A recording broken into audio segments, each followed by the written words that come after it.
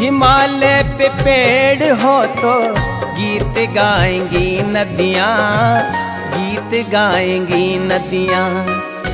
पेड़ों पे चिड़िया है तो गीत गाएंगी नदियाँ, पेड़ों पे चिड़िया है तो गीत गाएंगी नदियाँ। माँ की लोरी जैसे होते हैं नदियों के गीत। नमस्कार, संपादकीय न्यूज़ चैनल में स्वागत है आपका और मैं हूं जर्नलिस्ट डॉक्टर हरीश चंद्र लखेड़ा। इस बार बात करके हैं दिल्ली के त्यागराज स्टेडियम और आईएएस अफसर संजीव खिरकर की। संजीव खिरकर पर ये आरोप है कि वे इस स्टेडियम में शाम को 7 बजे अपने कुत्ते के साथ टहलते थे और उस कुत्ते को घुमाने के लिए स्टेडियम को बंद कर दिया जाता था और उसमें जो बच्चे ट्रेनिंग करने आते थे उनको वहाँ से बाहर कर दिया जाता था। और अब इस जो उन पे आरोप लगा, इसके आरोप उस बदले उनको लद्दाख तथा उनकी आईएएस पत्नी को अरुणाचल प्रदेश भेज दिया गया। ये दोनों 1994 के यूटी कैडर के अफसर हैं और दिल्ली में तैनात थे। अब वो क्या विवाद है, कैसे है, वो सब कुछ आप लोगों ने मीडिया में देख लिया, सोशल मीडिया में देख लिया। और वैसे तो उनकी ये दलील है कि जब स्टेडियम बंद हो जाता था 6 बजे तक, तब उसका यही टाइम था। अब तो सरकार ने, दिल्ली सरकार ने उसे 10 बजे तक बढ़ा दिया है, लेकिन तब वो उसके बाद जाते थे। लेकिन कुत्ता ले जाना तो ये तो कोई तर्क संगत बात नहीं है। लेकिन चलिए, ये अलग बात है। मेरा मुद्दा दूसरा है। मेरा मुद्दा ये है कि इन दोनों पति पत्नी को हिमालयी राज्यों में भेज दिया गया, एक को लद्दाख, एक को अरुणाचल प्रदेश। ये चूँकि यूटी कैडर के हैं तो यूटी कैडर में एक तो केंद्र शासित जो प्रदेश हैं वो, और कुछ और राज्य भी, नॉर्थ ईस्ट के कुछ इसमें शामिल हैं जहाँ इस सर्विस के लोग आ जा सकते हैं, उनको वहाँ भेज जा सकते हैं।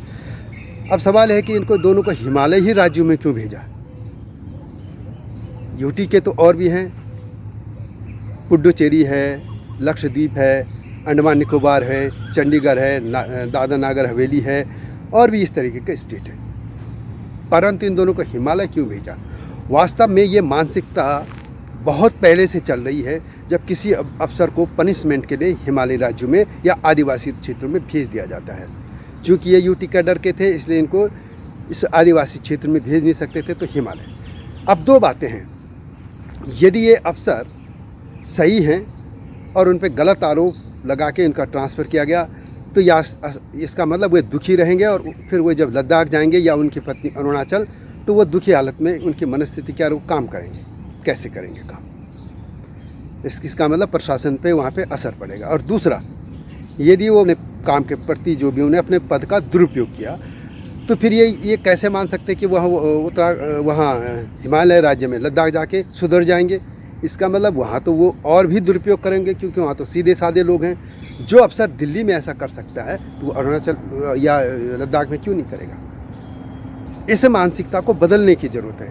ये दिल्ली में बैठे लोग, पहले जब मैं उत्तराखंड की बात करूँगा तो लखनऊ में बैठ के भी यही होता था। जब उत्तराखंड और उत्तर प्रदेश एक ही राज्य थे तो वहाँ भी ये होता था कि पनिशमेंट के तौर पर किसी भी अफसर को, चाहे किसी भी विभाग का, उसे उत्तराखंड भेज दिया जाता था। चूँकि यही राज्य है जो फिलहाल मैदान और पहाड़ से अलग हुआ है। इस तरीके से मैं इसलिए उदाहरण दे रहा हूँ।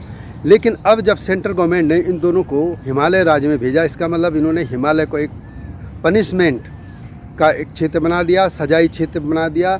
इस तरीके कब तक ये मानसिकता रहेगी कि हिमालय पे अच्छे लोग क्यों नहीं जाने चाहिए, वही अफसर क्यों जाने चाहिए जिनको सजा के तौर पे भेजा जा रहा है? इस आईएएस अफसर का जो भी दोष हो, उसकी जांच हो या जो भी हो, अलग चीज़ है। मैं उस पर बिल्कुल नहीं पढ़ रहा हूँ। मैं इस पर पढ़ रहा हूँ कि आखिर यदि पनिशमेंट दिया गया है तो हिमालय ही क्यों भाई? इसको, मानसिकता को बदलने की ज़रूरत है। मेरा केंद्र सरकार से विनम्र अनुरोध है कि इस पर सोचा जाना चाहिए। यह जो मेरा चैनल है संपादकीय न्यूज़ चैनल, इस तरीके के समाज के नवजागरण के मुद्दों को सामने लाता रहेगा।